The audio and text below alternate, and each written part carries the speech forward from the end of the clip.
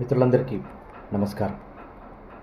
రేపు మనం తలపెట్టిన చెలో అసెంబ్లీ ఈ ప్రభుత్వం ఎడ్యుకేషన్ పైన, హెల్త్ పైన కనీసం ప్రజల పక్షాన నిలబడే పరిస్థితి లేదు కాబట్టే మనం రేపు చెలో అసెంబ్లీకి పిలుపునిస్తున్నాం. ఈ ముఖ్యమంత్రి ప్రజల ఆరోగ్యం మీద ఆయనకు చిత్తశుద్ధి లేదు. ఈ ముఖ్యమంత్రికి ప్రభుత్వ పాఠశాలని బలోపేతం చేద్దామనే సోయి లేదు.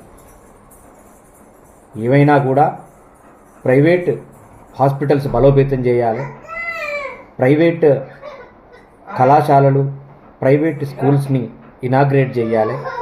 ఇదే ఈరోజు మన తెలంగాణ ముఖ్యమంత్రి యొక్క ఉద్దేశం. ఈ ముఖ్యమంత్రికి పిల్లల పట్ల, ప్రజల ఆరోగ్యం పట్ల కించమెత్తైన శ్రద్ధ లేదు.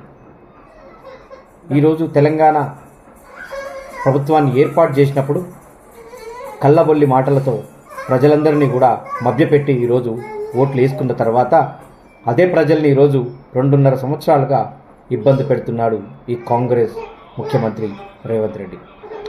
సో మేధావులు యువకులు ఈరోజు యువతకు ఉద్యోగాలు లేవు. అంటే ఈ తెలంగాణలో ఎక్కడ చూసినా ఈ రేవంత్ ప్రభుత్వం అరాచకాలే తప్ప, ఎక్కడ చూసినా భూమి కనబడితే చాలు ఆ భూమిని ఎట్లా లాక్కోవాలనే తపనే తప్ప ఇక్కడ మారుమూల గ్రామాల్లో ప్రజలకి, మారుమూల గ్రామాల్లో పిల్లలకి చదువు చెప్దాం, మంచి చదువునిద్దామనే ధ్యాస లేదు. సో కాబట్టే ఆమ్ ఆద్మీ పార్టీ తెలంగాణ శాఖ పిలుపునిస్తుంది రేపు చెలో అసెంబ్లీకి. మీరందరూ కూడా తరలి వస్తారని అందరికీ కూడా మనస్ఫూర్తిగా కోరుకుంటున్నాను.